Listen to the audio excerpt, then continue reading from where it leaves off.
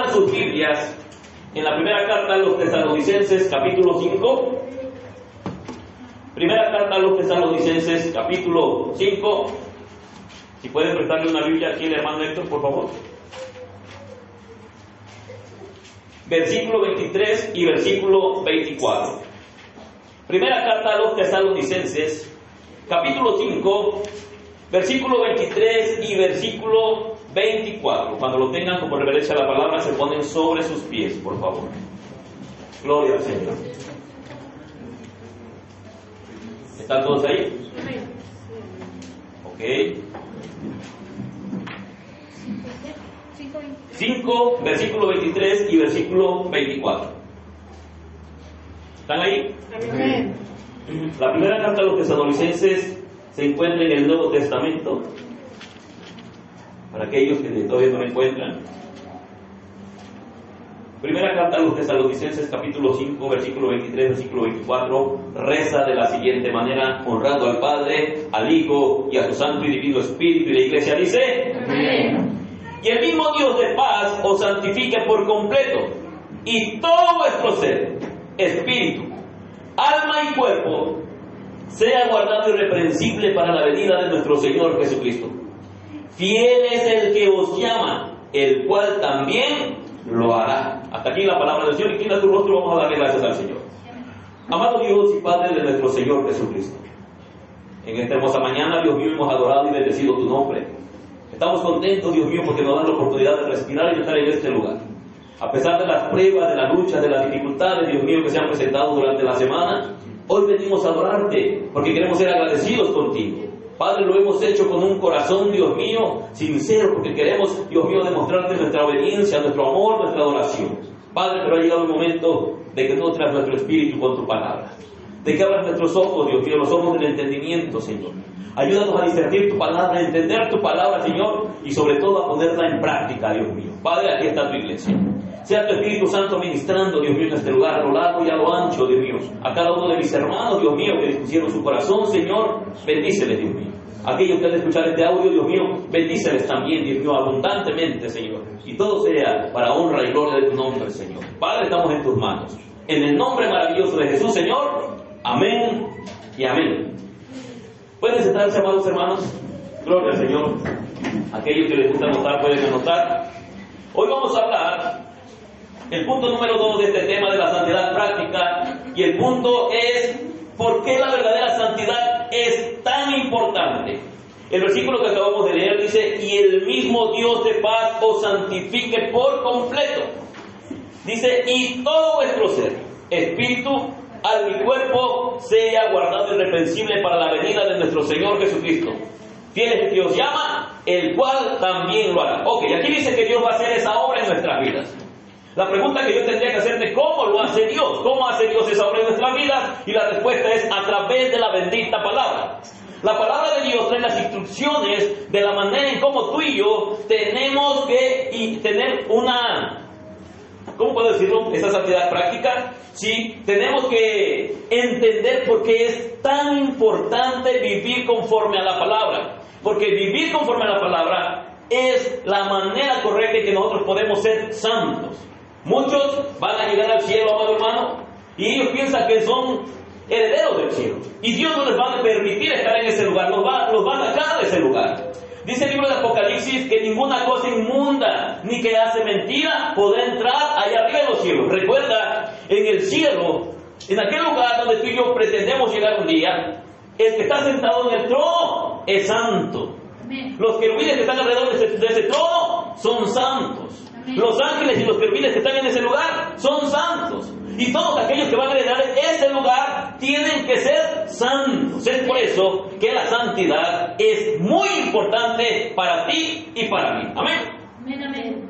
Entonces, hermanos, intentaré mostrar algunas razones por las cuales la santidad práctica es tan importante en la vida de cada uno de nosotros. Voy a hacer preguntas, por favor, no se me distraigan, pónganme atención, mírenme hacia acá. Yo sé que en tu casa puedes leer la Biblia, pero de verdad, hermano, estos temas son muy importantes. Te voy a hacer una pregunta y quiero que me la respondas, si puedes. Y si no puedes, respóndetela tú solito, y conforme vayamos avanzando te vas a dar cuenta de qué es lo que estoy diciendo. Hermanos, ¿puede la santidad salvarnos? Esa es una pregunta. Tú debes de quitar el pecado? Es otra pregunta, otra pregunta. ¿Puede cubrir nuestras iniquidades? ¿Ofrecer satisfacción por las transgresiones? ¿Pagar nuestra deuda con Dios? ¿Puede hacer eso la santidad? Tú debes de tener una respuesta, y a lo mejor por la ignorancia que tenemos de la Escritura muchas veces podemos decir muchas cosas que no son ciertas. La respuesta es no. La santidad no puede hacer ninguna de estas cosas, pero la santidad es la evidencia de que alguien más ha hecho algo en nuestras vidas y estamos nosotros queriendo ser como ese personaje que nos ha salvado. Todos los santos más brillantes no son más que siervos inútiles, aunque vivieron una vida de santidad. Su santidad estaba imperfecta, su santidad estaba manchada con imperfecciones. Y todos ellos fueron revestidos por el manto de justicia ¿de quién? De alguien más llamado Cristo Jesús, que por medio de su sangre preciosa es que nosotros podemos ser salvos. Se puede ser quitada la iniquidad, el pecado, solamente a través de la sangre de Cristo Jesús. La santidad es la evidencia de que nosotros hemos sido justificados y de que nosotros estamos siendo transformados por medio de la palabra, es decir, todo nuevo. Lucas capítulo 17, versículo 10, por favor. Vean lo que dice. Lucas 17:10. ¿Qué dice? Así también vosotros, cuando hayáis hecho todo lo que se ha mandado decir, siervos inútiles somos, porque solo hicimos lo que debíamos hacer. Todos los santos más brillantes no son más que siervos inútiles. ¿Qué eres tú, hermano? Siervo inútil, dice la palabra. Cuando hayas terminado tu labor, lo que vas a tener que decir, siervo inútil soy. Nuestras obras más puras no son más que trapos de inmundicia comparados a la luz de la ley santa de Dios. ¿Dónde dice eso? Isaías capítulo 64, versículo 6. Por favor. Isaías 64, versículo 6. ¿Sí, hermana, qué dice? Todos nosotros somos como cosa impura, y todas nuestras obras justas son como trapo de inmundicia. Todos nosotros nos hemos marchitado como hojas, y nuestras iniquidades nos han llevado como el viento. ¿Qué dice la palabra del Señor? Dice que tus mejores obras, tu mejor obediencia, son como trapos de inmundicia, son sucias, son imperfectas delante del Señor. Y solamente cuando somos cubiertos con esa justicia de Cristo Jesús, es cuando empiezan a tomar otro camino nuestras obras. Dice la palabra del Señor que las obras buenas que tenemos que hacer tú y yo, las ha dejado de antemano para que andemos en ellas, pero esas obras no nos hacen santos. ¿Puede haber alguien aquí que tenga una vida muy moral, que sea muy educado, que nunca haya dicho una mala palabra, y aún así, si él no está incrustado en la vida verdadera que es Cristo Jesús, dice que separados de él, nada podéis hacer, nada, no tiene vida? Ahora, dice Isaías que lo que tú puedes hacer, lo mejor que tú puedes hacer, dice que delante de Dios, delante de su palabra, dice que son como trapos de inmundicia. ¿Recuerdas Isaías? Ese profeta que de repente tiene una visión del trono, y en el trono uno sentado y sus espaldas cubrían el templo, y de repente cuando mira a aquel que está sentado en el trono, él dice una frase, dice: ¡ay de mí que soy hombre muerto! Porque siendo un hombre de labios sucios, de labios impuros, mis ojos han visto ¿a quién? Al Santo de Israel. Isaías sintió que iba a caer como muerto en ese momento. ¿Por qué? Porque él miró la santidad de Dios, a pesar de que era un profeta, a pesar de que era un hombre que obedecía a la palabra. Cuando él tuvo un encuentro personal, mirando en esa visión, él sintió que iba a caer como muerto. Ahora, el ropaje blanco que Jesús ofrece y que viste la fe, tiene que ser nuestra única justicia. Dice la palabra del Señor, justificados pues por la fe, tenemos paz para con Dios. Ok, tú ya sabes que la justificación, ¿verdad que sí? Yo te dije la vez pasada, la justificación es tu estado legal delante del juez del universo. Si has sido justificado, tu estado legal antes era como un criminal, como un malvado que te merecías el infierno. Ahora has sido justificado, es decir, tu estado legal delante de Dios ha cambiado. Justificados pues por la fe tenemos paz para con Dios. La justicia que tú tienes, con la cual te vas a presentar delante del Padre, es la justicia que proviene ¿de quién? De Cristo Jesús, Señor nuestro. Nosotros, amado hermano, entonces el ropaje blanco que tenemos no es por tu buena educación, no son por tus buenas obras, sino es porque Cristo Jesús nos ha revestido ¿de qué? De su justicia. Amén. El nombre de Cristo debe de ser nuestra única confianza. Y el libro de la vida del Cordero, amados hermanos, nuestro único derecho al cielo. Si yo preguntara hoy en esta mañana, ¿quién de ustedes está inscrito en el libro de la vida? ¿Quién de ustedes sabe que le pertenece a Dios? ¿Cuántos de ustedes saben que han nacido de nuevo? Que han nacido del agua y del Espíritu, que han sido justificados, que han sido regenerados, y por lo tanto la evidencia clara de que tu nombre está escrito en el libro de la vida es la vida de santidad que tú llevas. ¿No llevas una vida de santidad? Si no llevas esa vida de santidad, yo tendría que dudar que verdaderamente le pertenezcas al Señor. Ahora, tal vez tú puedas excusarte y decir, hermano, conozco un hombre en la Biblia que se llamaba David, que a pesar de que era un hijo de Dios, que amaba al Señor, él tuvo un resbalón y cayó. Tienes razón. Pero una característica del rey David es que cuando él cayó en pecado y cometió pecado, había un dolor en su corazón y sentía una necesidad, que cuando él oraba decía, Dios mío, no apartes de mí tu Santo Espíritu. En cambio Saúl, que también profetizó, que estuvo en medio de los profetas, que empezó a cantar con ellos y sintió la presencia del Señor, cuando este hombre rechazado por Dios, él dijo, ¿sabes qué? Samuel, no me hagas quedar delante de los hombres. Por favor, hónrame delante de ellos. Es una gran diferencia. El hombre que cae en pecado, que le pertenece al Señor, siente una necesidad en su corazón y siente un dolor en su corazón por el pecado que ha abrazado. El que no le pertenece al Señor puede revolcarse en el pecado, vivir en el pecado, y aún así, amado hermano, puede sentirse a gusto estando dentro de una congregación.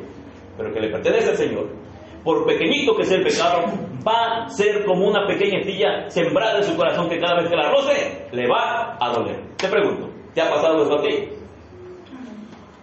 Ahora, aún con toda nuestra santidad, no somos más que pecadores. ¿De verdad, hermano? Porque si yo preguntara, a ver, levante la mano todo aquel que esta semana, hermano, no cometió un solo pecado, ¿quién se atrevería a levantarla? Ok, ¿quién de ustedes ayer no cometió un solo pecado en todo el día? ¿Quién se atrevería a levantarla? ¿Te das cuenta? Que a pesar de que somos santos de Dios, somos santos imperfectos, que nuestras mejores obras están siempre manchadas, que si hoy somos leales en una área, mañana fallamos en otra, que si de repente estamos haciendo bien hoy algo, en algo de nuestra vida, algo está pasando, que de repente amamos a un hermano, pero estamos aborreciendo al otro. Todo eso nosotros tenemos que entenderlo a la luz de la Escritura. Entonces, no somos más que pecadores. Nuestras mejores ropas están manchadas de imperfecciones. A ver, levante la mano los misericordiosos en esta casa de oración. ¿No hay misericordiosos aquí? Los bondadosos. Tiene una mala hermana Magda, hermanos, no puede ser, ¿por qué? Y todos voltean a ver a la hermana Magda. Hermanos, el fruto del Espíritu es amor, ¿qué más? ¿Sí? Paz, ciencia, benignidad, bondad, fe, mansedumbre, templanza. Ok, si tú dices, yo he sido salvado por la sangre del Cordero, he sido lavado por la sangre de Cristo Jesús, entonces la clara evidencia de que tú le perteneces no es solamente que digas que eres cristiano, sino que el fruto del Espíritu empieza a notarse en tu vida. Y una de las cosas que debes de saber que en tu vida debe de existir la misericordia, la bondad, el gozo. Pero hay algo que dice la palabra, el amor. Y amor no es, como dice esa canción, enseñar, darle y escribir mensajitos con corazones y besitos bonitos. No es perfumar una rosa y mandársela a la muchacha o al muchacho. No, hermano, yo estoy hablando de esas cosas. Estoy hablando de personas que saben servir a los demás, entregando su vida en servicio. Amén. Entonces, en menor o mayor grado, nuestras acciones son incompletas, tienen errores y tienen defectos. ¿Quién de ustedes pudiera decir, amado hermano, que todo lo que ha hecho, su estilo de vida, es perfecto, que no tiene ninguna falta? ¿Quién podría decir eso? El mejor de los santos ha sido contaminado. Tenemos un Abraham, que él era mentiroso, tuvo que mentir porque no quería que lo mataran a causa de la belleza de su esposa. Tenemos un Jacob, amado hermano, que también no cuestionó a Dios, condicionó a Dios y le dijo, si tú me bendices, yo te voy a bendecir con esto. Esa es una manera incorrecta. Si tú me bendices, yo voy a diezmar, dijo él. Y tenemos de repente por ahí a un Job que se atrevió a hablar y de repente cuando Dios lo confronta dice, ¿sabes qué, Dios mío? Una vez hablé, pero no lo volveré a hacer. Hoy me tapo mi boca. No volveré a cometer el mismo error. De oídas te había oído, mas ahora mis ojos te ven. Ahora, hermanos, ningún hijo de Adán será justificado por las obras de la ley. Dice el apóstol Pablo que por gracia sois salvos por medio de la fe, y esto dice, no es de vosotros, pues es don de Dios, no por obras para que nadie se gloríe. Es decir, tú puedes tener una conducta muy perfecta, pero si no tienes a Cristo Jesús, que es el único mediador entre Dios y los hombres, para ser justificado y ser presentado como inocente delante del Señor, si tú no tienes a Cristo Jesús, que es el que justifica, es decir, el que te cubre con su justicia para que puedas presentarte delante del Señor, tienes el mismo problema que una persona que se está revolcando allá afuera. Tienes el mismo problema que una prostituta. Tienes el mismo problema que un borracho, un alcohólico. Si tu conducta es muy buena, pero no estás revestido, como dice la palabra, que ningún hijo de Adán será justificado por las obras de la ley. Así como el joven rico, que cumplía la ley, y con todo cumplir la ley, él no podía ser salvo. Así como se le acercó al Señor Jesucristo y le dijo, Señor Jesús, ¿qué tengo que hacer para heredar la vida eterna? Y Jesús le dijo, has guardado los mandamientos. Y él se puso contento, Señor, he tenido una vida moral desde pequeño, jamás me he apartado de eso. Ok, una cosa te falta, eres muy rico, ¿verdad que sí? Sí, pues entonces vende todo lo que tienes y repártelo a los pobres. Ese muchacho se fue triste, porque había un ídolo en su corazón que él no podía dejar, y no lo dejó. Ahora, en Efesios capítulo 2, versículo 8 al versículo 9, está esa frase que acabo de leer, ese versículo, por gracia sois salvos. Por favor, hermana Adriana, usted que es buenísima con la Biblia. Ándale, hermana, córrele. Ahí está, hermana. Efesios 2, versículo 8 al versículo 9. Porque por gracia sois salvos por medio de la fe, y esto no de vosotros, pues es don de Dios, no es por obras para que nadie se gloríe. Ok, entonces tú podrás decirme, entonces si las obras no son para que yo me salve, ¿para qué hago esas buenas obras? Ok, lo que la Biblia enseña es que si tú has sido salvado, si tu estilo de vida que tenías antes ha cambiado, las buenas obras ahora tú las haces no para ser salvo. Tú te comportas de una manera adecuada, correcta, y vives en santidad porque eres salvo. Cuando tú empiezas a vivir una vida correcta, una vida apartada del pecado, de todas aquellas cosas que Dios aborrece, tú las haces porque es la clara evidencia de que Dios te está santificando, y por ende tú te estás apartando del pecado. Tú no estás haciendo esas obras porque te quieres ganar el cielo. Tú no estás haciendo esas cosas porque te quieres ganar el cielo. Algunos tienen temor porque de repente dicen, es que puedo perder mi salvación. Y dice la palabra que la salvación es de Jehová. Dice la palabra del Señor que si tú has sido salvado por Dios y has nacido de Dios, Primera de Juan capítulo 5 versículo 4 enseña y dice, porque todo lo que es nacido de Dios vence al mundo. Y esta es nuestra fe, ¿en quién? En Cristo Jesús. Si de repente alguien se llegara a perder, si de repente alguien llegara, como dice, a perder su salvación, es porque jamás ha tenido una salvación, es porque jamás ha sido salvado. Porque si la Biblia dice que todo aquel que es nacido de Dios vence al mundo, y tú has nacido de Dios, no va a haber nada que te separe del amor de Cristo. Dijo el apóstol Pablo, ¿quién me separará del amor de Cristo? ¿Hambre? ¿Persecución? ¿Desnudez? ¿Problemas? ¿Situaciones difíciles? ¿Lo alto? ¿Lo profundo? Y dijo, nada ni nadie me podrá apartar del amor que es en Cristo Jesús, Señor nuestro. Vas a tener problemas en tu vida espiritual en algún momento. Un día vas a agarrar tu cueva y te vas a esconder como lo hizo Elías. Un día vas a decir, creo que ya no puedo más. Un día te van a rodear los problemas y vas a sentir la necesidad de alejarte. Pero si le perteneces a Dios, Él siempre va a estar presente en tu vida. Y aunque te metas en tu cueva, así como lo hizo con Elías, que fue y le dijo, ¿qué haces aquí, Elías? ¿Y qué dijo Elías? Quiero morirme, mátame, quítame la vida. Había una mujer que había provocado que Elías perdiera esa paz y ese gozo. Todos nosotros vamos a pasar situaciones como esas. Tal vez ahorita estás metido en tu cueva, yo no lo sé, tú lo sabes. Tal vez no tienes el deseo de buscar al Señor, y tal vez siempre tu pensamiento es, creo que no le pertenezco. A lo mejor sí, pero si hay dolor en tu corazón por el pecado que de repente te acecha, te puedo asegurar que le perteneces al Señor. Voy a hacer una pregunta. ¿Por qué es entonces tan importante la santidad? ¿Por qué dice el apóstol que sin santidad nadie verá al Señor? Hermana Vicente, ¿es usted santa? Se queda la hermana Vicenta. ¿Qué me está preguntando? Me pregunta la hermana Marta. Hermana Marta, ¿usted es santa? Ok, le voy a preguntar al hermano Alejandro. ¿Usted verá al Señor, hermano Alejandro? Mire, se queda. Hermano Luis, ¿usted es santo, hermano Luis? Hermana Luz, dice la palabra que sin santidad nadie verá al Señor. ¿Ustedes verán al Señor? Porque si es una pregunta que el apóstol Pablo cuestiona y le dice a la iglesia, todos nosotros tenemos que tener presente esto, que sin santidad nadie le verá. Y cuando yo les pregunto, miren sus rostros como duda, como incertidumbre. Es que hermano, me falta mucho. Tienes razón, te falta muchísimo.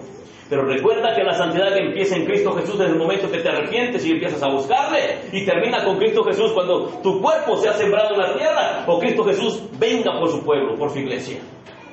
Y si tú estás injertado en la vida, sin lugar a dudar que hay santidad en tu vida. Una santidad inicial en la cual tú y yo empezamos a vivir en santidad desde el momento que Cristo Jesús nos salva. Si yo le cambio la respuesta a la hermana Vicenta, a lo mejor me contesta, hermana, ¿Cristo la ha salvado? Entonces, hay santidad. A ver, no voy a preguntarle a la hermana Magda, porque mira que sus ojitos le pregunten, hermano, pregunten. Hermana Magda, ¿Cristo la ha salvado? Entonces hay santidad. Porque la santidad empieza con Cristo Jesús. Y que es Cristo Jesús que nos va perfeccionando, dice, y todo vuestro ser, cuerpo, alma y espíritu, sean hallados irreprensibles. ¿Para quién? Para la venida de nuestro Señor Jesucristo. Y fiel es aquel, el cual también lo hará. ¿Quién lo va a hacer? Dice que él es fiel y lo va a hacer. Si le perteneces, si eres de él, si eres de su propiedad, él lo va a hacer en tu vida. Amén. Pero si yo te preguntara, y tú fueras bien sincero, ¿cuántas veces tú has sentido que no eres cristiano? A lo mejor alguien en tu casa, porque tenemos esposos y esposas que a veces nos dicen así, ¿y eso que eres cristiano? Ni creas que te vas a ir al cielo porque eres así, ya sabes. Pues aún con esas palabras, fiel es aquel que dice que lo va a hacer en nuestra vida. En el muslo derecho de nuestro Señor Jesucristo hay una insignia que dice fiel y verdadero. Si Él lo dijo, Él lo hará. Entonces, hermano, tu confianza debe estar completamente ¿en quién? En Cristo Jesús, Señor nuestro. Ok, para empezar, dice la palabra del Señor que nosotros tenemos que ser santos. ¿Por qué? Porque la voz de Dios dejó plasmado en las Escrituras, y del principio a fin, desde el Antiguo Testamento hasta el Nuevo Testamento, dice la palabra del Señor que tenemos que ser santos. ¿Qué significa ser santos, hermana Adriana? Apartados para el Señor. ¿Y qué significa ser apartados para el Señor? Es llevar una vida práctica de santidad en nuestro comportamiento, en nuestra conducta, estando dentro de la congregación. Para mí todos aquí son santos de Dios. Para mí todos los que están aquí son cristianos, porque veo que levantan las manos y cantan. Pero si tu conducta de la puerta de la iglesia para afuera cambia, yo tendría que dudar que tú le pertenezcas al Señor y podría decir que tal vez es pura hipocresía. Pero si yo me dedicara a seguir a Fátima toda esta semana, en la escuela, cuando está allá con sus compañeros, la manera en cómo platica con sus compañeros, si de repente yo veo que ellos empiezan con sus chistes colorados y Fátima está con ellos y está ja, y está metida con ellos, yo tendría que exhortarlos, tendría que pensar, Fátima no le pertenece al Señor, porque dice la palabra del Señor que ella, como una santa del Señor, tiene que apartarse de las malas compañías. Amén. Y algunos aquí, híjole, que bueno que no nos va a visitar al trabajo o a la escuela, pero los ojos de Dios atalayan toda la tierra. Amén. Y te está mirando. Así que vamos a seguir predicando para que no te sientas incómodo. Ok. Entonces ya lo dije, para empezar tenemos que ser santos porque la voz de Dios lo manda en las Escrituras. Y cuando Dios dice que sea santo es un imperativo. ¿Qué significa un imperativo, hermanos? Es un mandamiento, es una orden, es algo que jamás cambia, es algo que se tiene que cumplir en tu vida, sí o sí. Suponiendo que hoy sonara la trompeta de Dios. Porque dice la Biblia que va a sonar una trompeta. Si un arcángel va a agarrar esa trompeta cuando Dios le dé la orden y va a sonar esa trompeta. Y dice que los muertos en Cristo resucitarán primero. Luego nosotros, los que estamos vivos, los que estamos caminando, los santos de Dios, ¿qué va a pasar con ellos? Dice que van a ser transformados y nos vamos a encontrar allá arriba en las nubes con el Señor. La pregunta es, si la Biblia dice que sin santidad nadie le verá, y si esa trompeta suena y nosotros somos los santos de Dios, ¿tendríamos que quedarnos o tendríamos que volar? Volaremos. ¿Cómo dijo la hermana? Volaremos. La hermana, rápido volaremos. Y que nos quede viendo con sus ojitos bien tristes. Esta pregunta es una pregunta muy importante. Ahora, el Señor dice a su pueblo, Mateo capítulo 5 versículo 20, por favor.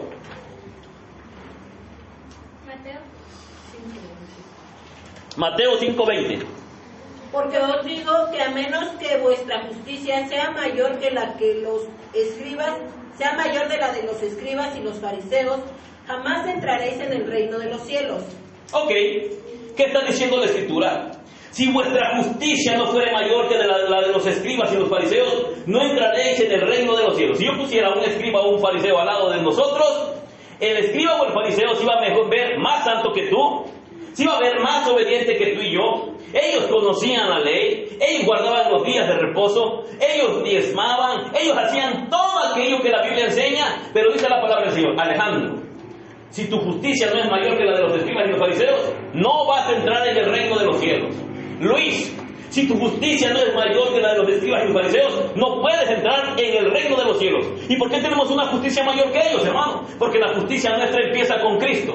Y la evidencia clara de que esa justicia está en nuestras vidas es la vida de santidad que vamos a empezar a llevar, es decir, una santidad práctica. Empezamos a guardar los mandamientos. No somos salvos porque guardamos la palabra porque somos salvos. Y dice la palabra del Señor en Ezequiel capítulo 36 que pondría un nuevo corazón, que quitaría el corazón de piedra que tenemos antes de venir al Evangelio, que quitaría el corazón de piedra, que iba a poner un corazón de carne, y en ese corazón de carne, ¿qué iba a hacer el Señor? Iba a escribir sus leyes y sus mandamientos, y no termina ahí. Y dice la palabra: y haré que anden en ellos, es decir, voy a provocar en ustedes que ustedes obedezcan mi palabra. Si eso está haciendo el Señor en tu vida, hermano, felicidades. Tu justicia es mayor que la de los escribas y de los fariseos, porque la justicia que tú tienes es la justicia que Cristo ha imputado en tu vida. ¿Para qué? Para que puedas obedecer su palabra. Todo eso tenemos que hacerlo. Dice la palabra del Señor aquí mismo en Mateo 5:48: sed pues vosotros perfectos, como vuestro Padre que está en los cielos es perfecto. Ahora, si yo preguntara aquí, hermana María, ¿usted es perfecta? ¿No? Hermano José Ángel, ¿usted es perfecto? ¿No? Hermano Luis, ¿usted es perfecto? Hermana Luz, ¿usted es perfecta? No. Pero dice aquí la palabra: sed vosotros perfectos, como nuestro Padre que está en los cielos es perfecto. Ya sé tu palabra que vas a decir: hermano, eso es imposible, nadie puede ser perfecto como Cristo Jesús. Tienes razón, pero está diciendo que tienes que esforzarte por vivir y guardar cada palabra que está escrita en este libro. Estás creciendo. A ver, ahora, si yo te preguntara: ¿estás siendo perfeccionado en el amor? ¿Tú qué me responderías? ¿Amas más a tus hermanos? ¿Respetas más a la familia en Cristo Jesús? ¿Eres capaz de tolerarlos? ¿Eres misericordioso con ellos? ¿Eres bondadoso con ellos? ¿Eres generoso con ellos? ¿Les compartes a ellos? Todas esas cosas, amado hermano, hablan de que estamos siendo perfeccionados en todo eso. Dice 1 de Tesalonicenses capítulo 4 versículo 3, y es Pablo que dice esto a los tesalonicenses: la voluntad de Dios es vuestra santificación. ¿Cuál es la voluntad de Dios en ti? Ok, hermano, alguien por ahí de repente se me acerca y me dice: hermano, es que no sé cuál sea el propósito de Dios en mi vida, no sé cuál sea la voluntad de Dios en mi vida. Hermana Diana, ¿cuál es la voluntad de Dios para usted? La santificación. Hermano Alejandro, ¿cuál es la voluntad de Dios para usted? La santificación. Hermano Luis, ¿cuál es la voluntad de Dios para su vida? La santificación. Ahora, hermanos, todas estas frases es algo que el apóstol Pablo escribió. También fue nuestro Señor Jesucristo que lo dijo a la iglesia. Y Pedro no se quedó atrás. Pedro también le dice a la iglesia, dice: como aquel que os llamó es santo, sed vosotros también santos en toda vuestra manera de vivir. Porque escrito está: sed santos porque yo soy santo. Donde dice esto en 1 de Pedro capítulo 1 versículo 15 y versículo 16. En esto, hermanos, la ley y el evangelio concuerdan, que tú y yo tenemos que ser santos, porque Dios es santo.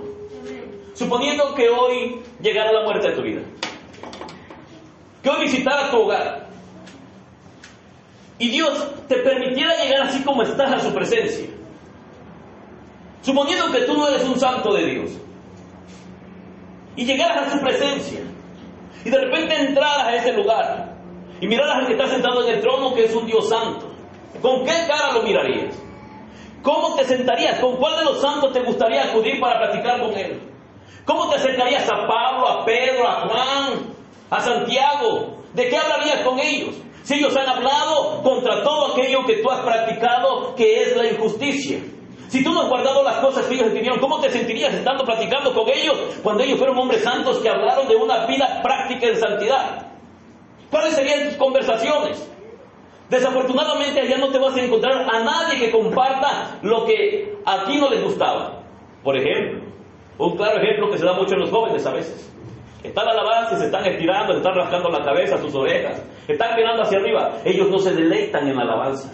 Ellos sienten un periodo de aburrimiento en medio de la alabanza. Y ellos no se dan cuenta que esto que estamos haciendo aquí solamente es una práctica, porque allá en el cielo dice que día y noche y sin cesar, todo el mundo dice, santo, santo, santo. Y hay un cántico nuevo cada día para aquel que está sentado en ese trono. Y esto solamente es una vida de práctica. Si tú no practicas aquí la santidad, no vas a poder estar a gusto en el cielo. ¿Qué irías tú a hacer al cielo si a ti te gusta la parranda, si a ti te gusta el pecado y no te gusta la santidad, no te gusta la obediencia? ¿Qué crees que podrías hacer tú en el cielo si no te gusta nada de eso? ¿Te sentirías a gusto, hermano? ¿Cómo? Ni llegaría. Es como aquellas personas, ¿te has dado cuenta? Invitas a un parrandero o a un borracho o a una muchacha de la vida alegre y le dices, vamos a la iglesia, ¿qué te dicen? Ay, no, es bien aburrido, hay que estar ahí sentado, que párese, que cante, que levante las manos, que cierren los ojos, que oremos, que sentémonos, que paremos, nos oremos nuevamente. Ellos se les hace algo aburrido. Pregúntale a tus hijos si se les hace aburrido estar aquí. Si tu hijo te dice, ay mamá, a mí me aburre la iglesia porque párese, cantemos, y ya te quieres ir, al lado de ti tienes una persona inmunda, tienes una persona pecadora, tienes un hijo o una hija que no le pertenece a Dios. Y si no le pertenece a Dios, nadie camina huérfano en la tierra, le pertenece a Satanás. Y el lugar que va a llegar no es al cielo, hermano. Y eso debería de preocuparte, porque eso lo dice la Escritura.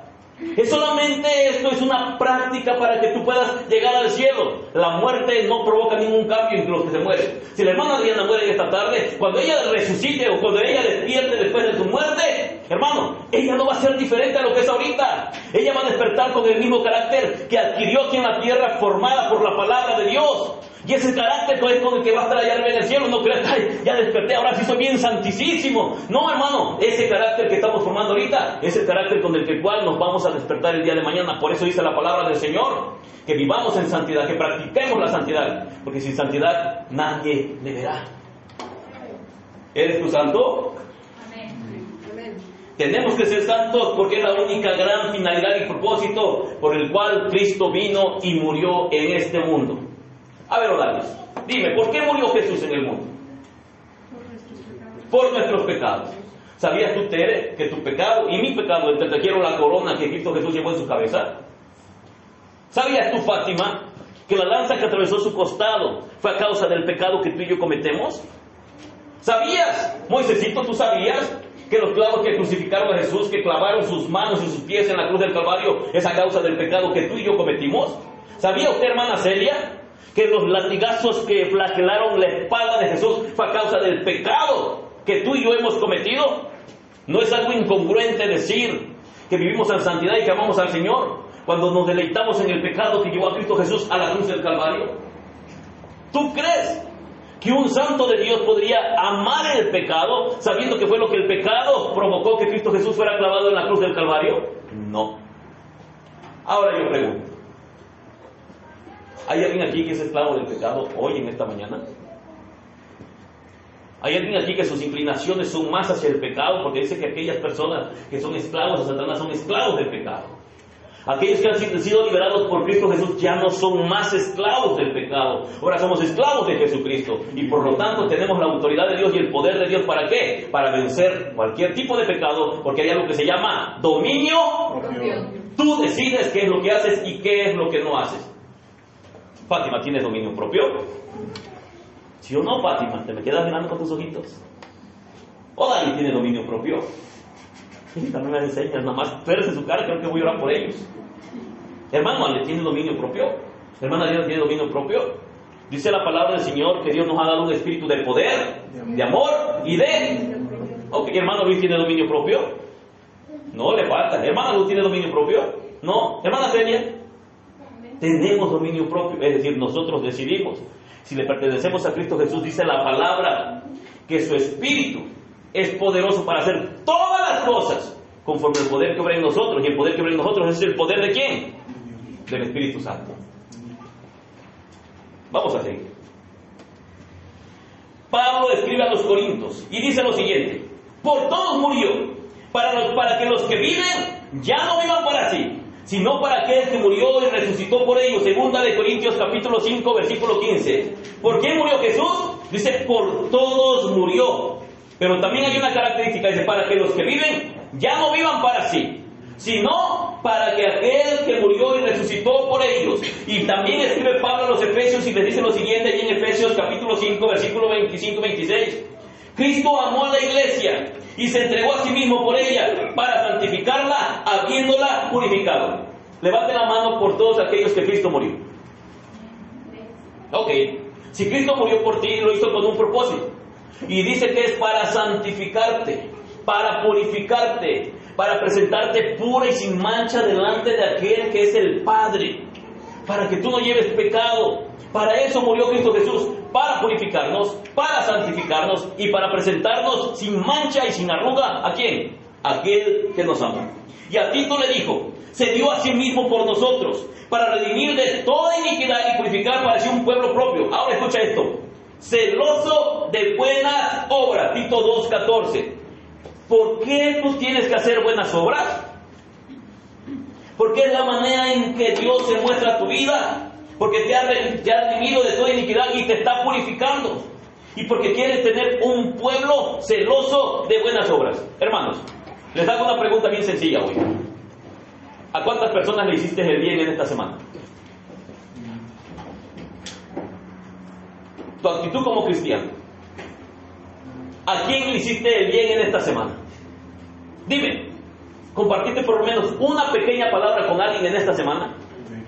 Si supiste que alguien tenía necesidad, ¿apoyaste a esa persona en necesidad en esta semana? ¿Lo hiciste? Entonces andas en buenas obras. Pero si esta semana tú dices, hermano, pero yo no hice nada malo en esta semana. La Biblia dice que aquel que sabe hacer lo bueno y no lo hace, le es contado como pecado. Todos aquellos que tienen conocimiento de la Escritura y jamás comparten la Escritura, están faltando a la palabra y al mandamiento que Dios dejó. Dijo, y predicar, ¿a quién? A toda criatura, a todo el mundo. Una pregunta, hermanos. ¿Compartiste la palabra por lo menos con alguien en esta semana? A una sola persona. Tal vez no fue una persona que no es cristiana, tal vez a un cristiano. Lo hiciste. Porque para andar en buenas obras, tenemos que hacerlo conforme lo manda su Escritura. A veces tenemos tiempo para andar en el centro, para andar paseando, para ver una película, para ir al cine, para ir al mercado, para ir a donde quiera, para estar en la cancha. Para la cancha a veces nos tardamos 3-4 horas jugando, para ver la televisión 2-3 horas, pero a veces para decirle a alguien que Cristo murió por él en la cruz del Calvario, amado hermano, ¿cuánto te puede costar? ¿5 minutos? ¿10 minutos? A veces no compartimos absolutamente nada. ¿Sabes algo? Dios te va a demandar. Dios te va a demandar eso.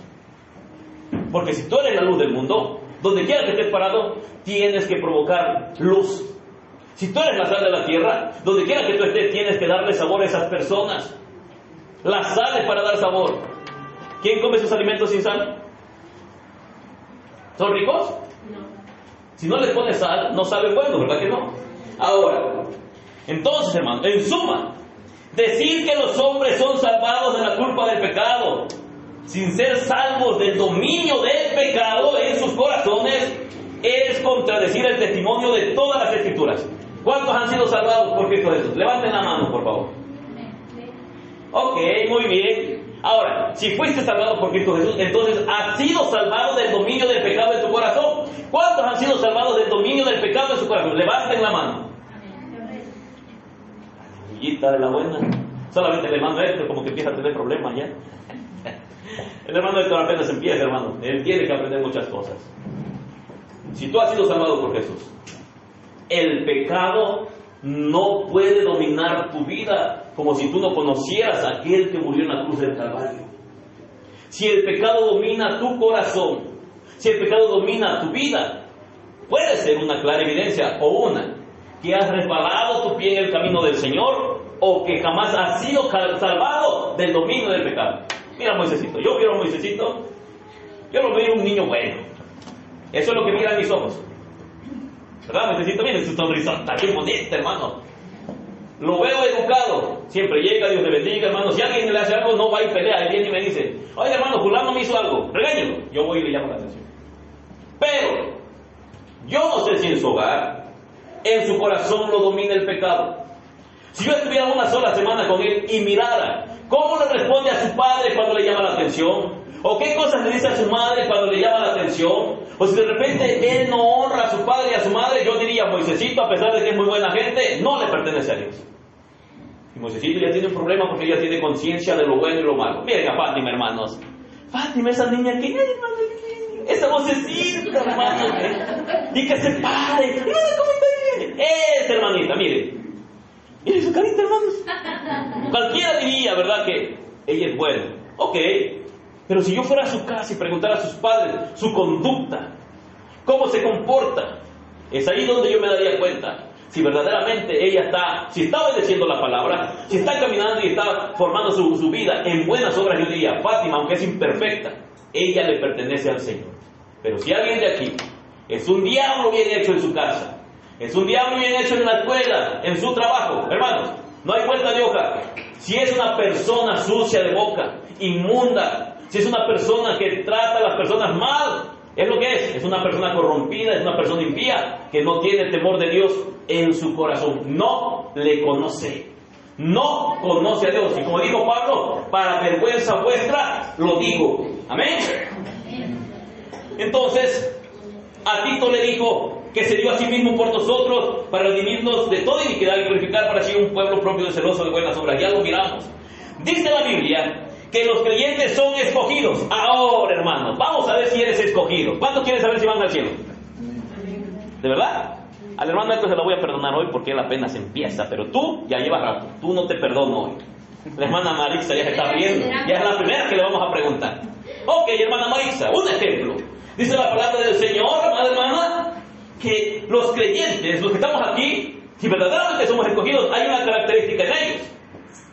¿Usted es escogida, hermana Marixa? ¿Cómo? Amén. Amén. ¿Cómo lo sabe? Porque me postré a los pies de Cristo, porque le pedí perdón, porque lo acepté en mi corazón y porque he tratado de hacer las cosas que Él nos dio en su. Ok, viene su respuesta, ¿eh? Vamos a ver a la hermana Adriana, que yo empezaba a buscar en la Biblia, a ver cómo es una persona que ha sido escogida. Hermana Adriana, ¿usted es escogida? ¿Cómo lo sabe? Se atoraron ahí todos, se les atoró el carro. Vamos a ver a la hermana Vicenta. Hermana Vicenta, ¿usted es escogida? Yo considero que soy escogida a partir de que me arrepentí de mis pecados, Sí. me bauticé y creo en la palabra de Dios. Y Muy estoy bien. haciendo tratando de hacer lo más correcto de lo que marca los lineamientos de Dios. Excelente. Vamos a ver, hermana Magda, ¿usted es escogida? Hace un rato todos eran salvos, ahorita como que ya ven que empiezan a dudar. Hermana Magda, ¿usted es escogida? ¿Sí? ¿Cómo lo sabe? ¿Cómo? ¿Se lo dijo Moy? El que Moy me dijo, bueno, ok, hermano, está bien. Ok, vamos a ver acá, hermanos. No te chives. Ahorita les voy a dar la respuesta. Hermano Luis, ¿usted es escogido? ¿Cómo lo sabe? Aquí hay muchos hermanos y están escuchando la palabra y no son escogidos. Y ahorita los empecé a meter en aprieto. Hermana Luz, ¿usted es escogida? Ya no sé. Yo digo que sí, pero ya no sé, a lo mejor, ok. Vamos a ver, hermana Lucero, que ella sabe todo. Lucero, ¿tú eres escogida?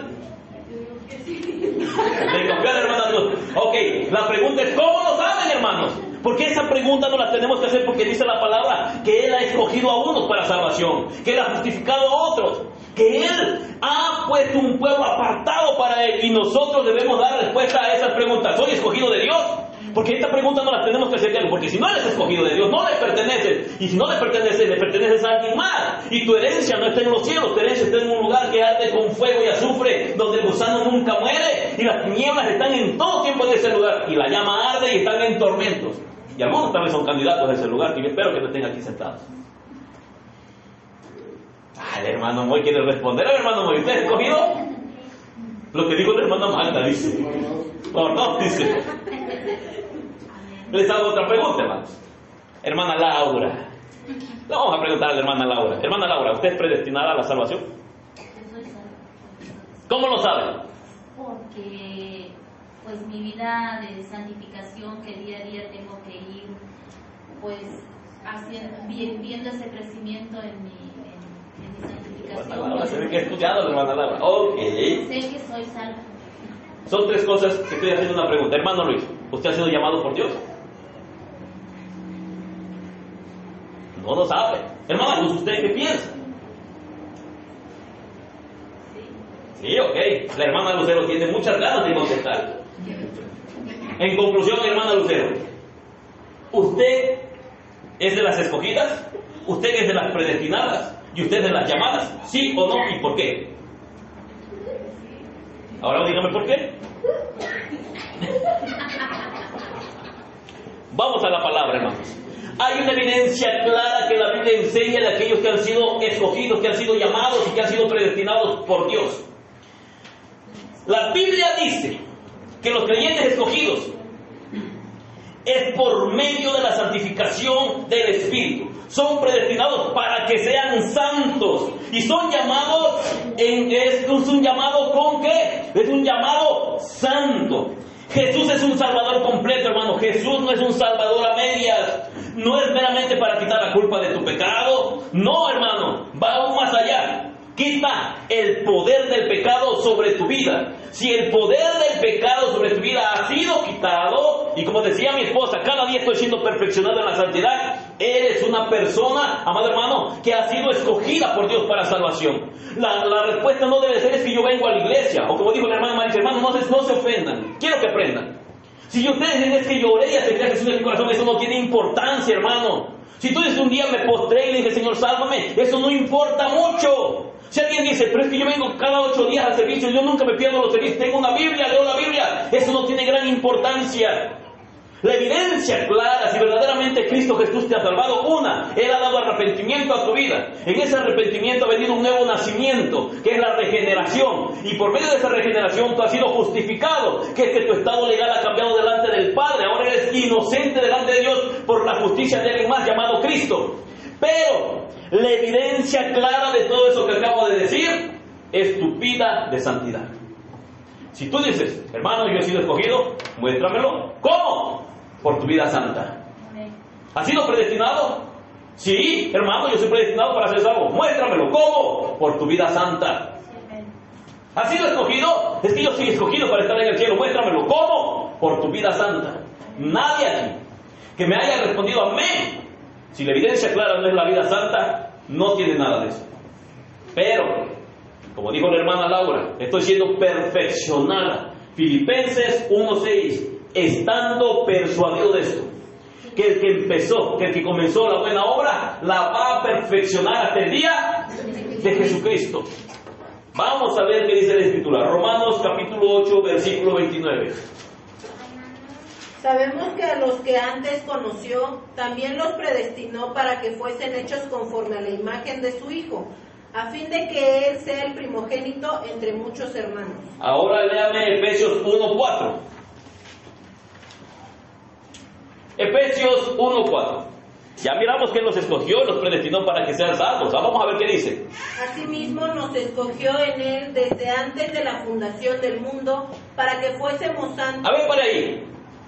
Aquellos que dijeron, yo soy escogido, ¿para qué te escogió? Para ser santo. ¿Para qué? Tú debes decir, cuando yo diga, ¿para qué te escogió? Tú vas a decir, para ser santo. ¿Para qué te escogió? Para ser santos. ¿Eres santo? Amén. Entonces eres escogido. ¿Qué más dice, hermana? Y sin mancha delante de Él. Y sin mancha delante del hermano. ¿Cómo puedo saber? Se me acercan los hermanos, se me acerca gente. ¿Cómo puedo saber si Dios me ha escogido? ¿Cómo puedo saber si yo he sido predestinado? ¿Cómo puedo saber si Dios me ha salvado? Axel, ¿eres santo? Él no lo sabe. Y si no lo es, no es santo. No es salvo. Y necesita salvación. Porque si Axel no es santo y no es salvo, si esta misma tarde muriera, él estaría en un lugar que es un lugar de tormento. Todos los que están aquí tienen el mismo problema. Y a veces ni siquiera saben si verdaderamente son llamados, si han sido justificados, si son predestinados. Y no lo saben, ¿sabes por qué? Porque a veces no escudriñamos la Escritura. Pero la Biblia dice, lo acaba de leer la hermana, que es para que seamos santos. Ahora, hermana, léame Hebreos capítulo 12, versículo 10. Hebreos 12:10. Ellos nos disciplinaban por pocos días, como a ellos les parecía, mientras que Él nos disciplina para bien, a fin de que participemos de su santidad. Lo voy a leer despacito para que oigas por qué tú eres santo, por qué eres escogido y por qué Dios tiene la mano puesta sobre tu vida. Estás siendo disciplinado por parte de Dios, gózate. ¿Por qué, hermano? Fíjate lo que dice. Y aquellos ciertamente por pocos días nos disciplinaban como a ellos les parecía. ¿Cuántos de aquí tienen hijos? Hermano Moy, hermana Maga, ustedes no tienen un pequeño. Bueno, ya no es tan pequeño, ya es un muchachón.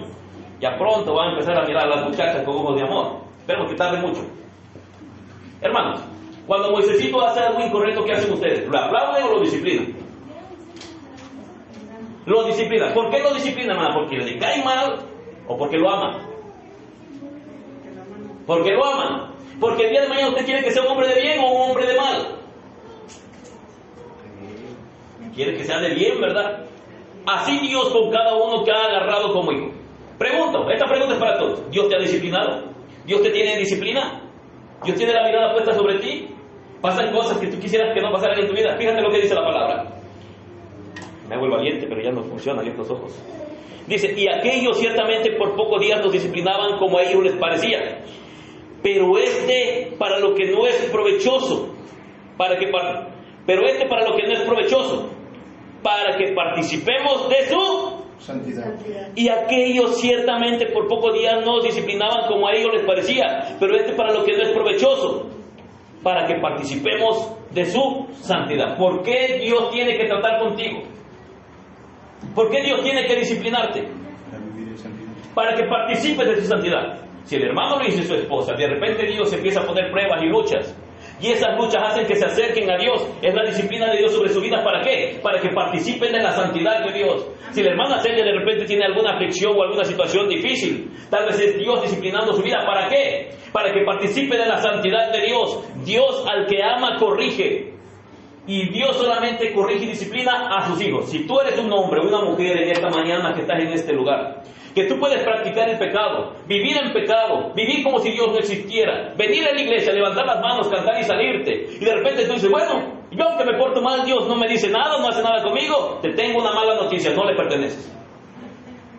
Porque si tú le pertenecieras a Dios, en el momento que tú empiezas a practicar pecados de una u otra manera, Dios te va a disciplinar.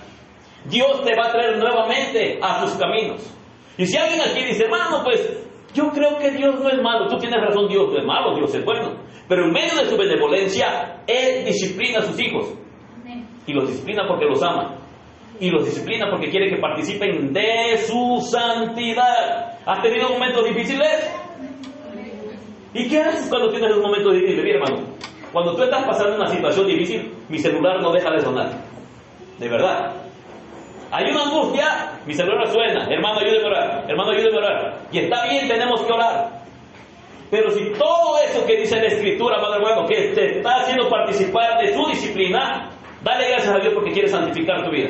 Estás pasando una situación difícil en tu casa, en tu hogar, en el matrimonio, en las finanzas, en cualquier situación, es la disciplina que viene de parte de Dios. Si eso que estás pasando en tu vida provoca que busques la presencia del Señor, es Dios tratando contigo, disciplinándote. ¿Para qué? Para que te acerques a Él y participes de su santidad. ¿Has puesto una aflicción en tu vida, alguna enfermedad, alguna situación complicada, y eso te obligó a buscar al Señor? Es parte de la disciplina de Dios a tu vida para que le busques. Ahora, ¿cuántos quieren ser disciplinados? Levanten la mano porque hoy vamos a orar. ¿Quieren ser disciplinados? No saben que la mano de Dios pega duro, y donde pega, hermanos, wow, te queda marcado para siempre. Pero aún así es hermoso. Hay un hombre llamado Jacob que luchó con Dios. ¿Y sabes qué le hizo el Señor? Lo descoyunturó. Le dio un chicotazo nada más. Ahí quedó descoyunturado. Y cuando caminaba, se que arrastraba la pierna. Y todo el mundo sabía que había tenido un encuentro con Dios y Dios lo bendijo desde ese momento. ¿Has escuchado hablar acerca de Job? Dios lo puso en disciplina también y trató con él y le enseñó. Y de repente perdió 10 de sus hijos de un jalón. Y todos sabían que Dios había tenido algo que ver en la situación de Job. ¿Conoces a Pedro? Pedro era un hombre que amaba al Señor y que dijo, contigo hasta la muerte. Mientras los 11 discípulos huían, pero huían por el peligro y el miedo porque no conocían el consuelo de Jesús. Así como tú muchas veces huyes por estar en situaciones difíciles porque no conoces el consuelo de Jesús. Ese Pedrito fue disciplinado. Y Dios permitió que él negara a su maestro 3 veces y que llorara amargamente. Pero ese mismo Pedro estaba siendo disciplinado por Dios porque tenía que matar su arrogancia, su soberbia, su orgullo. ¿Cuántos de ustedes podrían decir esta vez? Yo amo a Dios más que todos los que están aquí sentados. Pues Pedro lo dijo. Te podrán negar ellos porque ellos no te aman como yo. Pero yo sí te amo. Y de repente, allá estás revolcándote en el pecado. Allá estás hasta el cuello cometiendo pecados. Te ensucias, te embarras. Y Dios tiene que tomar esa disciplina para tu vida. Amén. Entonces, tenemos que ser santos porque es la única evidencia fehaciente de que contamos con una fe salvadora en nuestro Señor Jesucristo. Ok, hermana Laura es santa. Pau, ¿tú eres santa? ¿Cómo que me está preguntando a mi hermano? Sí, a ti, Pau.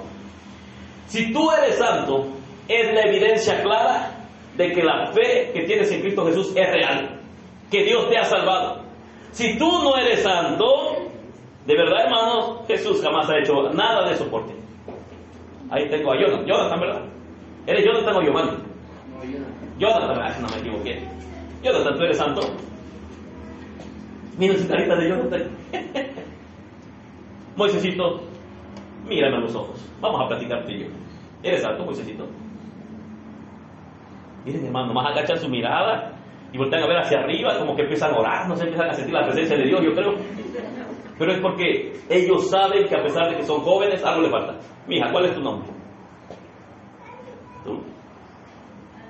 Adriana. Miren qué niña tan bonita, Adriana. Mija, ¿tú eres santa? Ni siquiera sabías que era eso, ¿verdad que no? O tal vez habías escuchado algo. Te vuelvo a preguntar, mija. ¿Eres santa? Miren, a pesar de que es muy jovencita, ella respira.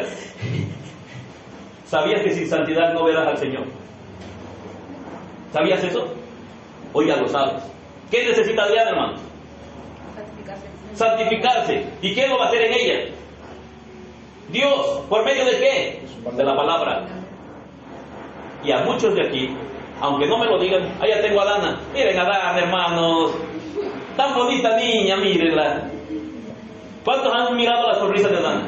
Siempre se te acerca y siempre se te acerca a Dios. Mi hermano, Dios le bendiga. Siempre, hermano. Nunca lo he visto con una cara larga, que se me acerca con su cara larga. No. Ella siempre, hermano, llega y Dios le bendiga, pastor. Y ya ves a Dios y se va bien contenta. Gloria al Señor. Pero Dana necesita ser una niña santificada. La santidad es una responsabilidad en cada uno de nosotros como cristianos. Aunque las buenas obras no pueden quitarnos los pecados, ni pueden, amados hermanos, cargar con la severidad del juicio de Dios, son agradables y son aceptables a Dios en Cristo, solamente en Cristo Jesús, y surgen por la necesidad de una fe verdadera y viva. Porque por ellos, amados hermanos, se hace evidente una fe tal como el árbol se conoce por sus frutos, la fe se conoce por sus obras. Mateo capítulo 7 versículo 16 dice que el árbol se conoce por sus frutos. ¿Cómo sabes que un muchacho, amados hermanos, no tiene buenos principios en su casa? Por cómo se comporta. Por cómo se comporta. ¿Cómo te das cuenta que una niña es una niña promiscua en la calle? Porque anda de coqueta con todos los muchachos. Porque se para en cada esquina, amados hermanos, y le coquetea a cada muchacho que pasa. Y tú dices, wow, no le enseñaron en su casa. ¿Y cómo te das cuenta que una niña es una niña de bien, una niña de hogar, una niña con principios? Por su comportamiento en la calle. Aunque medio mundo de muchachos le anden hablando y le tiren piropos, esa niña no se comporta como una niña promiscua, una niña que ama el pecado, una niña que quiere fornicar, que quiere conocer muchachos. Hermanos, esto es pecado delante del Señor. Y la Biblia dice, huid de la fornicación. Y tus hijos tienen peligro. Tengo una niña que está creciendo, hermanos. Pronto los ojos de los niños van a mirar a esta niña que yo tengo aquí, con ojos de pasión. Van a arder lascivias, van a arder lujurias. Y mi hija tiene un problema porque tiene un corazón que tiene que conocer la palabra, porque su corazón va a empezar a tener deseos también ¿de qué? De conocer muchachos. Mira, ya está Pau. Pau es una joven guapa. Tengo a Tere, tengo a Fátima, está Odalis, así como los muchachitos, tengo a Axel. Ahora está aquí Adriana, que la estoy mirando. Adriana no es fe, hermanos. Ellos están creciendo y ellos necesitan conocer que la vida de santidad es necesaria para poder heredar el reino de los cielos. Ellas no pueden actuar como actúan las muchachas de allá afuera. Las personas no pueden señalar a nuestros hijos y decir, ¿ya viste a Janina? ¿Ya viste a Fátima? Aunque va al templo y es bien santurrona en la iglesia. ¡Ay, pero la vieras cómo se come con ese muchacho en la esquina, debajo de un árbol que está ahí en la plaza! No pueden hablar así de un cristiano. Tú, si eres cristiano, no lo vas a hacer. Tal vez caigas en alguna tentación, pero tu estilo de vida va a ser diferente. Por ejemplo, Adriana, yo la conozco muy poquito. Se ve muy seria. ¿Verdad, Adriana, que te ves muy seria? Mírenla. Las Adrianas somos serias. Ya salió la defensora. Aquí está Adriana mayor y Adriana chiquita. Dice la hermana Adriana, las Adrianas somos serias de por sí. Arrepiéntase, hermana, por favor. Miren, ya la hermana Alejandra le quedó mirando. Eso no lo sabía. Hoy lo estoy descubriendo. Gloria al Señor. Ok. Una pregunta. La gente puede mirar los frutos en tu vida. Como dice la palabra, el fruto del Espíritu. Eres misericordioso. Eres bondadoso, eres tolerante con los demás, eres paciente, tienes amor. La gente puede decir, wow, la hermana Vicenta. Bueno, tal vez nosotros, hermanos, y que digan, oye, la señora Vicenta, vieras qué dulce y tierna son sus palabras. Siempre tiene una palabra para darme ánimo. Hay algo en ella diferente. Si esas palabras salen de la gente hacia tu persona, están hablando de un cristiano genuino y verdadero. Santiago nos advierte algo, hermanos. Santiago dice lo siguiente. Él dice que la fe muerta existe. Odalis, ¿qué es una fe muerta para ti? ¿No? Hermana Adriana, ¿qué es una fe muerta? Una fe sin obras. Una fe sin obras. Es una fe que no va más allá de una sola mención o de proferirse o profesarse con la boca, pero que no tiene ninguna influencia en su carácter. Él no cambia en absolutamente nada, solamente dice, yo soy cristiano. ¿Qué dice, por favor, Santiago capítulo 2, versículo 17? Así también la fe, si no tiene obras, es muerta en sí misma. Ahora, te pregunto, dijo Santiago, ¿tú tienes fe? ¿Sí o no? Amén. A ver, levante la mano los que tienen fe. Amén. Hasta la van a bajar, ya no la van a querer subir. Ahora quiero que me muestren su fe por las obras que cometieron en esta semana. ¿Qué hiciste para el Señor? Porque si no, solamente tienes una fe de palabra, pero es una fe muerta. Porque dice el apóstol, Santiago, muéstrame tu fe por tus obras. ¿Qué hiciste para el Señor en esta semana? El hermano predicar, eso es algo bueno. ¿Qué más hiciste? ¿Miraste a alguien con hambre y le diste de comer? Amén. ¿Viste a alguien con sed y le diste de beber? Agua, hermano, no cerveza. Porque a veces son tan buenas gentes que dicen, bueno, es que tenía mucha sed y era borracho. No, hermano, dale agua. Vuelvo a preguntar, esto es importante, porque si has sido escogido y eres salvo, tu fe debe estar activa, debe ser una fe viva, y la fe viva se demuestra por las obras. Algunos dicen, yo soy cristiano y tengo fe. Si tienen fe, pero es una fe muerta. Santiago dice que hay fe muerta, es decir, que solamente profesan con su boca que son salvos, que conocen a Jesús, pero jamás hacen nada bueno por nadie. A ver, Moisésito, ¿tienes fe? ¿Tienes fe? ¿Es que le di de comer a un perrito que pasaba por la calle? Ok. La verdadera fe salvadora es distinta. La verdadera fe, amados hermanos, se verá siempre en los frutos. Hermana Luz, ¿usted tiene fe? ¿Sí? Hermano Luz, ¿usted tiene fe? Ok, pues muestren su fe por sus obras. Demuestren con sus acciones a quién le pertenecen. Y no estoy hablando de gente altruista, porque hay gente que no conoce la palabra y que hace buenas obras. Desafortunadamente, aunque hagan muchas cosas buenas, ellos no pueden ser salvos porque ellos no están injertados en la vid. Y la palabra del Señor dice que separados de Cristo, nada podemos hacer. La Biblia enseña que los demonios creen y tiemblan. Los demonios tienen fe, pero ellos no van a ser salvos. Ellos creen y tiemblan. Y muchos de los que están aquí no tiemblan, no tienen temor. Voy a terminar, hermano, con este último punto, o este que estoy mirando, y lo demás lo vamos a dejar para la siguiente. Entonces, amado hermano, la fe santificadora obrará por amor, vencerá al mundo y purificará el corazón. Yo conozco a la hermana Vicenta aproximadamente hace un año. Yo, hermano, yo puedo dar testimonio por lo que yo he mirado en ella, por lo que estoy mirando en ella. Puedo decir que desde la fecha que la conocí, que la primera vez, cuando llegamos a su casa, casi no nos quería ni saludar, hermana Vicenta. ¿O me equivoco, hermana? No que no los quisiera saludar, sino me sentía fuera de contexto. Ahí está. Qué bueno, Señor, que era eso. Yo dije, le caí mal a la hermana Vicenta ese día. Ella se mantuvo allá en su casita, nosotros pasamos, pero la segunda vez, ¿qué creen? Ella llegó y se sentó enfrente de nosotros. Y empezamos a tener una pequeña charla. No era directamente con ella, pero ella estaba escuchando. La fe viene por el oír, y el oír la palabra de Dios. Empezó la cosquillita en su corazón porque estaba escuchando algo de la palabra. De repente ella solita mandó a decir: yo quisiera tener una charla con el pastor, no sé si pudiera atender mi hermana, con mucho gusto. Y tuvimos una charla. Y desde esa charla para acá, yo puedo decirlo porque lo he vivido, lo he visto. Puedo decir que esa fe en la hermana Vicenta se nota por su cambio en su estilo de vida, por su carácter. Tal vez está batallando en algunas áreas de su vida, pero aún así, esa fe se nota. ¿Por qué? Por sus obras, por cómo se conduce, por cómo se comporta. Y hay un cambio. Y a pesar de que ese cambio va despacito, Dios está obrando por medio de la fe y se ve reflejado ¿en qué? En su carácter. ¿Es difícil, hermana? Creo que sí es difícil cuando uno desconoce la palabra de Dios. Y cuando uno la conoce, hermano. Y cuando la conoce, va rectificando poco a poco y tienes necesidad. Es como cuando tienes hambre y no te sacias, tienes que buscar comer. Aleluya. La palabra de Dios. Ok.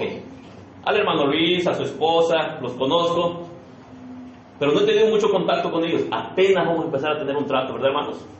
Voy a tocar un punto. ¿Cuántos han perdido un ser amado cuando está a punto de partir? Tú lo miras postrado en un lecho de muerte y de repente en ese lugar esa persona parece que se arrepiente. ¿Cuántos les ha sucedido eso? Ok, una, dos personas. Ok, voy a tocar un punto que tal vez va a hacer que se te mueva algo en el corazón, o tal vez no lo sé. Porque esta parte que a veces nosotros como cristianos empezamos a hacer alarde de que esa persona fue salva solamente porque en algún momento ella hizo una oración y decimos, se arrepintió en el último momento. Hoy voy a tocar este punto. ¿Por qué? Porque tal vez un día te va a pasar a ti. Por eso es necesario que hablemos a la familia, a las personas que amamos. Amados, sé que a la gente le gusta hablar de evidencias en su lecho de muerte. Hermano, pero es que cuando ya estaba muriendo, yo llegué a su casa y estaba postrado y yo le dije: ¿sabes qué? Cristo Jesús te ama y quiere perdonar tus pecados. Y ella dijo: sí, quiero orar, y oró conmigo y se arrepintió y estoy seguro que se fue al cielo. Parece lógico, pero no es así. Confíen en palabras dichas en horas de temor. Confíen en palabras dichas en horas de dolor y debilidad, de miedo, porque van a partir de este mundo.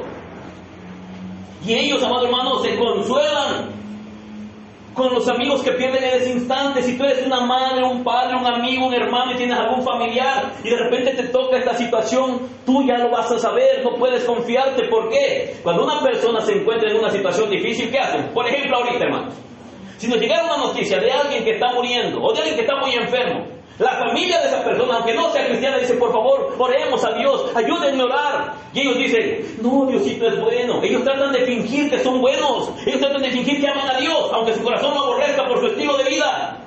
Ellos no aman al Señor porque jamás aman la palabra, ni viven la palabra. Pero en horas de temor y de miedo y de duda, todos ellos quieren a Dios cerquita de sus corazones. Y ellos ocupan palabras como: Dios es bueno, Dios está metido en el asunto, Dios es poderoso, Dios lo va a hacer.